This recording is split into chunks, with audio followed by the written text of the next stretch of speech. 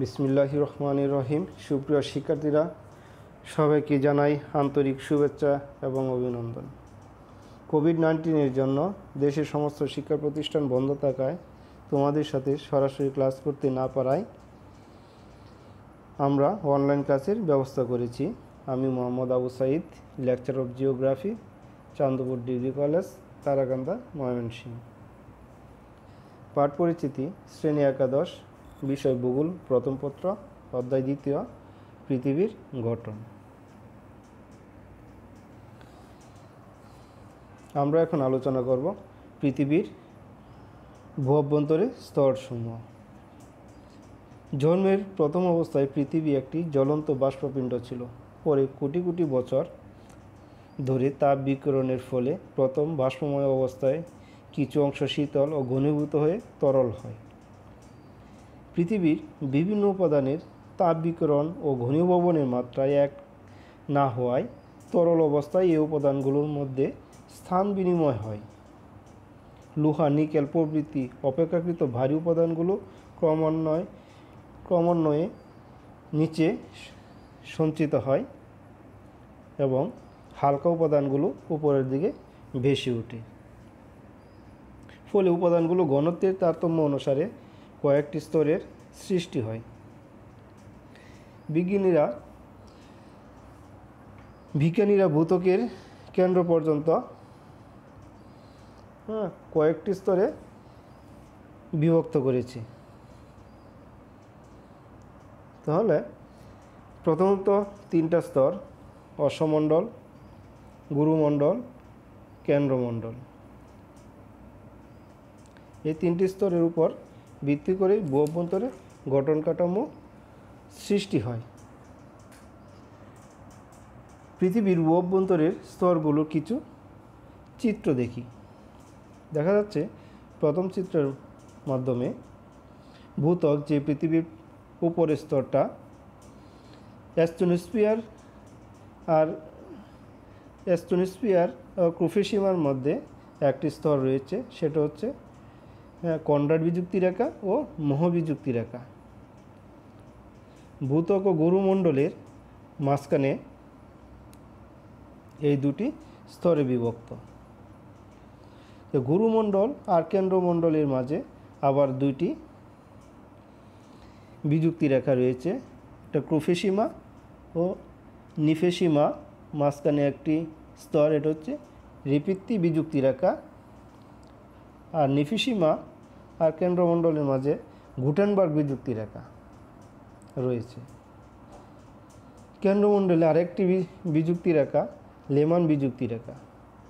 তাহলে পৃথিবীর অন্দরমহলের যে বিযুক্তি রেখাগুলো সৃষ্টি হয়েছে, যারা সৃষ্টি করেছে, বিভিন্ন বিজ্ঞানীর নাম অনুসারে এই বিযুক্তি রেখাগুলো নামকরণ করা হয়েছে। দ্বিতীয় চিত্রের আমরা একটা পৃথিবী দেখতে পাচ্ছি। এখানে মহাসাগরীয় ভূত্বক রয়েছে এবং মহাদেশীয় ভূত্বক রয়েছে। এরপর কিছু অংশ আমরা দেখতে পারি: নিম্ন গুরুমণ্ডল, তারপর তরল লৌহ কেন্দ্রমণ্ডল, কঠিন লৌহ কেন্দ্রমণ্ডল, অ্যাস্টোনোস্ফিয়ার, ভূত্বক, ঊর্ধ্ব গুরুমণ্ডল ও অশ্বমণ্ডল রয়েছে। তৃতীয় চিত্রের মাধ্যমে আমরা দেখতে পাচ্ছি একটা বিশাল একটা গর্ত। এই গর্ত হচ্ছে পৃথিবীর মনুষ্যসৃষ্ট একটি গর্ত। 1970 সালে পৃথিবীর ভিতরে কি হয়েছে এই রহস্য উদ্ঘাটন করার জন্য সোভিয়েত ইউনিয়নের একদল বিজ্ঞানী মাটি খুঁড়ে প্রায় 15,000 মিটার বা 49,000 ফুট গর্ত করে ভিতরে ঢুকেছিল, কিন্তু এরপরে আর ভিতরে ঢুকতে পারেনি। তবে এই প্রজেক্টের নাম দেওয়া হয়েছিল কোলা সুপার ডিপ বোরহল। পৃথিবীর সৃষ্টির রহস্য উদ্ঘাটন করার জন্য আজ পর্যন্ত মানুষের সৃষ্টির এর চেয়ে আর ভিতরে কেউ ঢুকতে পারেনি। এ হচ্ছে কোলা সুপার ডিপ বোরহল। 4 নম্বর চিত্রের মাধ্যমে আমরা দেখতে পারি একটি জ্বলন্ত লাভা স্রোতের দিয়ে প্রবাহিত হচ্ছে। তাহলে আমাদের পৃথিবীর যে কেন্দ্র, এই কেন্দ্রটা হচ্ছে অত্যন্ত উত্তপ্ত অবস্থায় রয়েছে এবং কঠিন শিলা তরল অবস্থায় বিকিরিত অবস্থায় রয়েছে। চলো প্রিয় শিক্ষার্থীরা, পরে আমরা অশ্বমণ্ডলের বিবরণ দেখি। অশ্বমণ্ডল পৃথিবীর অভ্যন্তরে 3টি অংশে বিভক্ত। এর উপরের অংশকে অশ্বমণ্ডল বলে। এর স্তরকে নানান প্রকার শিলা খনিজ পদার্থ দ্বারা গঠিত বলে একে শিলামণ্ডলও বলা হয়। এর গভীরতা স্থান বিশেষ 30 থেকে 40 কিলোমিটার পর্যন্ত ধরা হয়। যে সব উপাদান দ্বারা গঠিত এই স্তরগুলো রয়েছে তাদের মধ্যে অক্সিজেন, সিলিকন, অ্যালুমিনিয়াম, লৌহ, ক্যালসিয়াম, সোডিয়াম, পটাশিয়াম প্রভৃতি উল্লেখযোগ্য। অশ্বমণ্ডলকে আবার 2 ভাগে বিভক্ত করা হয়েছে। একটা হচ্ছে ভূত্বক, একটা ভূত্বকের বাহিরের অংশ। ভূত্বক হলো পৃথিবীর উপরের কঠিন আবরণকেই ভূত্বক বলা হয়। এটি অশ্বমণ্ডলের উপরিভাগ। এর গভীরতা 0 থেকে 40 কিলোমিটার এবং এর গড় গভীরতা প্রায় 17 কিলোমিটার পর্যন্ত রয়েছে। এর ঘনত্ব হল 2.8 থেকে 3.4 পর্যন্ত। ভূত্বক নানান প্রকার শিলা ও খনিজ উপাদানের গঠিত এবং ভূত্বকের নিচের অংশ প্রায় একইভাবে সমস্ত উপাদান দিয়ে গঠিত। শিলা গঠন উপাদানে হল অক্সিজেন, সিলিকন, অ্যালুমিনিয়াম, লৌহ, ক্যালসিয়াম, সোডিয়াম, পটাশিয়াম, ম্যাগনেসিয়াম। শিলা গঠনকারী এই উপাদানগুলোর মধ্যে অক্সিজেন ও সিলিকন প্রায় 73.07% এবং অন্যান্য উপাদান রয়েছে 24.17% বিদ্যমান রয়েছে। তো অশ্বমণ্ডল ভূকম্পন তরঙ্গের গতিবেগ লক্ষ্য করলে ভূত্বক গঠনকারী শিলাকে আবারও 3 ভাগে বিভক্ত করা হয়েছে। এক হচ্ছে লঘু শিলা, গুরু শিলা, অলিভিল জাতীয় শিলা। লঘু শিলা হলো এটা ভূত্বকের বাইরের স্তর। এই স্তরে গ্রানাইটের পরিমাণ বেশি, তাই একে গ্রানাইট শিলাস্তরও বলা হয়ে থাকে। এর আপেক্ষিক গুরুত্ব 2.75 থেকে 2.95 পর্যন্ত। গ্রানাইটে সিলিকা এবং অ্যালুমিনিয়ামের পরিমাণ বেশি। এর গভীরতা 12.8 কিলোমিটার। এরপরে গুরুশিলা। লঘুশিলার নিচের এ স্তর অবস্থিত। এ স্তর ব্যাসল্ট জাতীয় শিলার দ্বারা গঠিত। এখানে সিলিকা ও ম্যাগনেসিয়ামের পরিমাণ বেশি থাকে, তাই একে সীমা বলা হয়। এ স্তরে আপেক্ষিক গুরুত্ব বেশি বলে একে মধ্য দিয়ে তরঙ্গ প্রতি সেকেন্ডে 7 কিলোমিটার বেগে প্রবাহিত হয়। এর গভীরতার স্থানও 20 থেকে 32 কিলোমিটার। অলিভিল শিলা। এ অংশে খনিজের পরিমাণ অনেক বেশি। এ স্তরে ভূতরঙ্গের গতিবেগ বৃদ্ধি পেয়ে 8 কিলোমিটার। অলিভিল খনিজ ম্যাগনেসিয়াম, লৌহ, সিলিকেটের সমন্বয়ে গঠিত হয়। এর আপেক্ষিক গুরুত্ব 3.3। এরপর আমরা গুরুমণ্ডল সম্পর্কে জানব। ভূত্বকের নিচ থেকে কেন্দ্রমণ্ডলের বহির্ভাগ পর্যন্ত গুরুমণ্ডল গঠিত। এই মণ্ডল গঠনকারী উপাদানগুলোর মধ্যে সিলিকন ও ম্যাগনেসিয়ামের প্রাধান্য থাকায় ভূবিজ্ঞানী সুয়েজ একে সীমা নামে অভিহিত করেছেন। গুরুমণ্ডলের বৈশিষ্ট্য। বিজ্ঞানীদের প্রাপ্ত তথ্যের ভিত্তিতে এ মণ্ডলের বৈশিষ্ট্যগুলো নিচে উল্লেখ করা হলো। এ স্তরের গভীরতা 15 কিলোমিটার পর্যন্ত। এ স্তর প্রায় 2885 কিলোমিটার পুরু। এর ঊর্ধ্বাকাশের শিলা কঠিন ও ভঙ্গুর, যা 100 কিলোমিটার পর্যন্ত বিস্তৃত। গুরুমণ্ডলের উপরের অংশে প্রধানত ব্যাসল্ট জাতীয় শিলা দ্বারা গঠিত হয়, তবে এ স্তর সিলিকন, ম্যাগনেসিয়াম, লৌহ, কার্বন প্রভৃতি উপাদান দ্বারা গঠিত। এই স্তরগুলোর মধ্যে প্রধান উপাদান সিলিকন ও ম্যাগনেসিয়াম। এটি পৃথিবীর মোট আয়তনের 82.25% দখল করে আছে এবং এর ওজন পৃথিবীর মোট ওজনের 68% ভাগ। এ স্তরের ঘনত্ব 4.3 থেকে 10 কিলোগ্রাম। 100 কিলোমিটার গভীরতায় 1100 ডিগ্রি সেলসিয়াস তাপমাত্রা, 700 কিলোমিটার গভীরতায় 1900 ডিগ্রি সেলসিয়াস তাপমাত্রা এবং কেন্দ্রমণ্ডলে বহিঃসীমানায় 3000 ডিগ্রি সেলসিয়াস তাপমাত্রা পরিলক্ষিত হয়।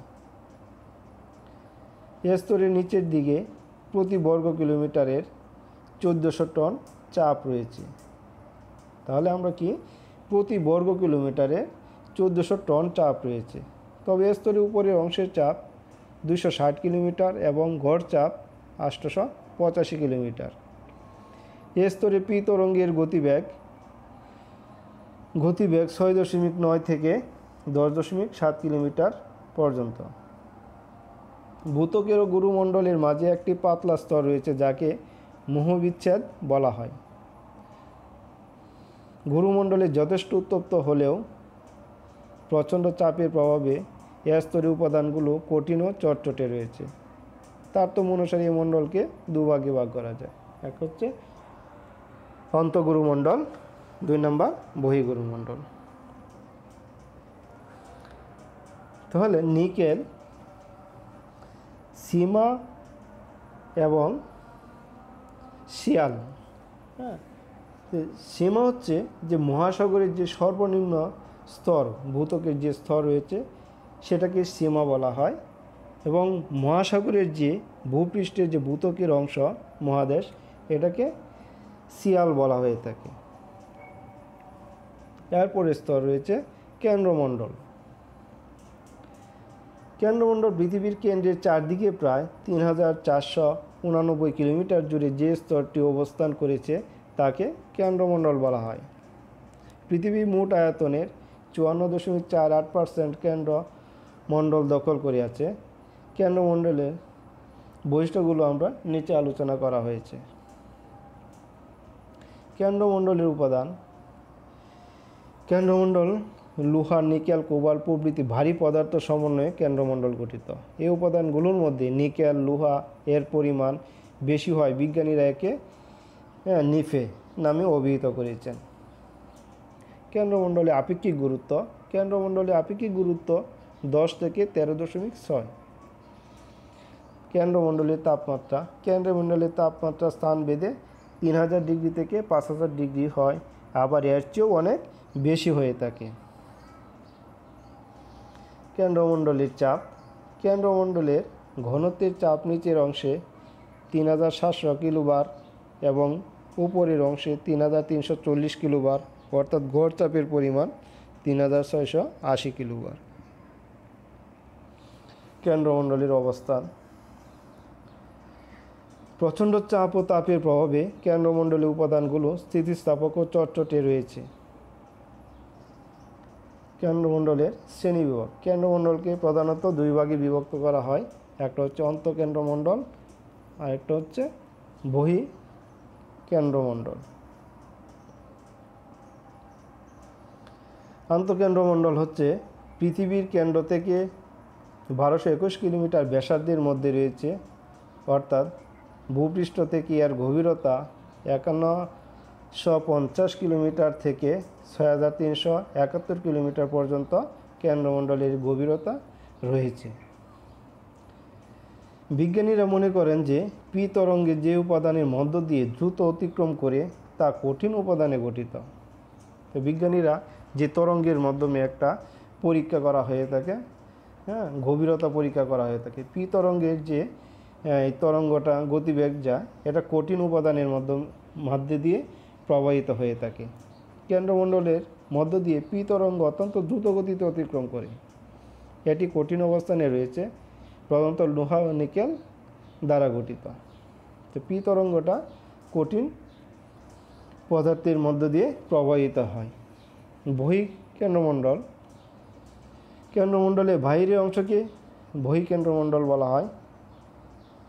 এই অংশটি বিস্তৃতি প্রায় 2250 কিলোমিটার, অর্থাৎ ভূপৃষ্ঠ থেকে এই অংশটি 2900 কিলোমিটার থেকে 5150 কিলোমিটার পর্যন্ত বিস্তৃত। বিজ্ঞানীরা বলেন যে এস তরঙ্গে তরল পদার্থের মধ্য দিয়ে অতিক্রম করতে পারে না। এস তরঙ্গ বহির্কেন্দ্রে প্রবেশ করে না বলে এটি তরল অবস্থায় রয়েছে।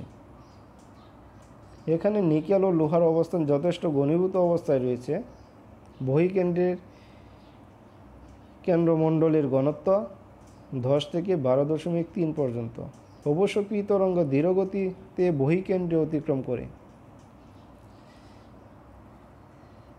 বিযুক্তি রেখা কেন্দ্রমণ্ডল ও গুরুমণ্ডলের সংযোগ স্থানকে এখানে গুটেনবার্গ বিযুক্তি রেখা বলা হয়ে থাকে।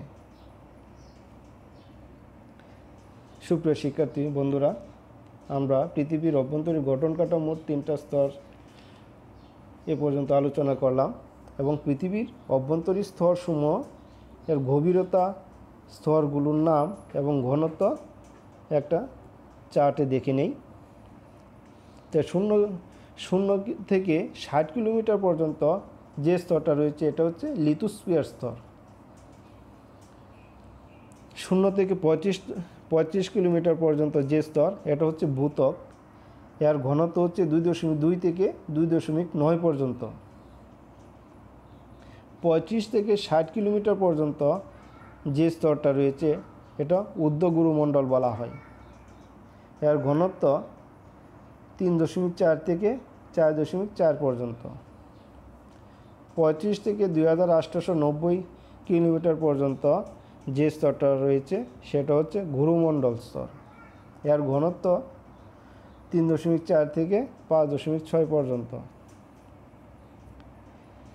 100 থেকে 700 কিলোমিটার পর্যন্ত যে স্তর রয়েছে সেটার নাম স্ট্র্যাটোস্ফিয়ার স্তর। 2890 থেকে 5100 পর্যন্ত ভূকেন্দ্র। এর ঘনত্ব 9.9 থেকে 12.2 পর্যন্ত। 5100 থেকে 6378 কিলোমিটার পর্যন্ত যে স্তর সেটা হচ্ছে অন্তঃভূকেন্দ্র। এর ঘনত্ব 12.8 থেকে 13.1 পর্যন্ত বিস্তৃত লাভ করেছে। তাহলে আমরা এ পর্যায়ে আমরা জানতে পারলাম পৃথিবীর সৃষ্টির ইতিহাস, পৃথিবীর অভ্যন্তরীণ কাঠামোর স্তরসমূহ এবং পৃথিবীর অভ্যন্তরীণ কী কী উপাদান দিয়ে গঠিত, পৃথিবীর অভ্যন্তরের স্তরগুলো কেমন, কোন আকৃতি রয়েছে, সেইগুলো আমরা এতক্ষণ তোমাদের সামনে আলোচনা করলাম। তো প্রিয় শিক্ষার্থী বন্ধুরা, সবাইকে আজকের মতো এখানে ধন্যবাদ জানাই। তোমরা সবাই ভালো থেকো, সুস্থ থেকো। খুদা হাফিজ।